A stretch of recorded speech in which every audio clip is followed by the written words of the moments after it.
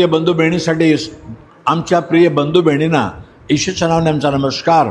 सर्व संघे सकाळ हा कार्यक्रमात तुम्हाला स्वागत करत आहे. प्रत्येक दिवस पाटे कार्यक्रम तुम्ही ऐकू शकता. आता आपण पाहत आहे हल्ली देव कसं आमच्यासमोर सर्व मार्ग मोकळं करतो, मार्ग साफ करतो. आता यहोशू 6:1 मध्ये लिहिलेलं आहे, येरिगो शहराच्या त्यांच्या भिंत यांच्यासमोर इस्रायल लोकसमोर बंद आहे.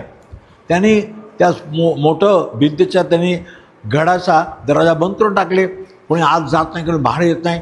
आता हा गड पार केल्याशिवाय हे लोक गारांमध्ये जाऊ शकत नाही.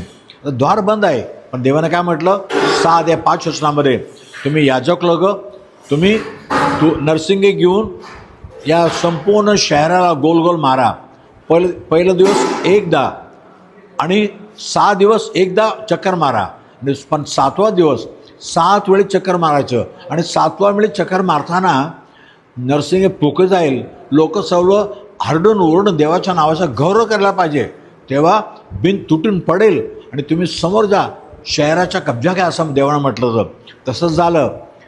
यहोशू 6:20 वचनामध्ये 7वी बार त्यांनी चक्कर मारून आल्यानंतर याजकाने नरसिंगे घेतलं, असं फोकर फुकायला लागले आणि लोक सर्व मिळून देवाच्या नावाचा गौरव करतात.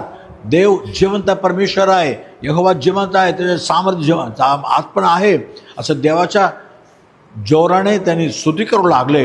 इतक्यात ते मोठं भिंत, बापरे, एवढं मोठं भिंत तुटून पडला. आणि बघा सर्व मार्ग त्यांनी एक मार्ग बंद केला, पण देवाने संपूर्ण भिंत तोडून 24कडे मार्ग मोकळा आहे. आता 24कडून लोक आतमध्ये गेले, त्या भिंतीला चढून आतमध्ये गेले आणि संपूर्ण शहराचा त्यांनी कब्जा घेतला. बघा किती चांगला परमेश्वर आहे.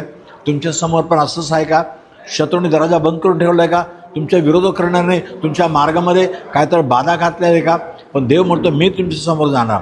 तुम्ही देवाची स्तुती करा. इस्रायल लोकांसाठी तुम्ही स्तुती करताना देव ते सर्व भिंत पाडून टाकणार, सर्व द्वार बंद करून टाकणार, बंद दरवाजा खोलून टाकणार. आपण प्रार्थना करूया.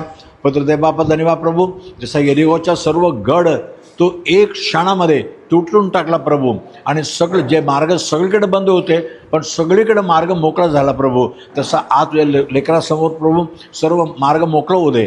आणि परीक्षाने विद्यार्थीसाठी प्रभू प्रत्येक परीक्षा त्यांना अवघड नाही, त्यांना सोपं जायला पाहिजे आणि चांगला गुण मिळायला पाहिजे. तर प्रत्येकानं आशीर्वाद कर प्रभू. प्रत्येक जे जण आपल्या हातामध्ये जे काय काम घेतात त्या सर्व कामामध्ये त्यांना यश भेटू दे. आशीर्वाद कर. येशूच्या नावाने मागितो म्हणून ऐक प्रभू राजा. आमेन, आमेन. God bless you. आपण उद्या सकाळी पुन्हा भेटूया. आमेन.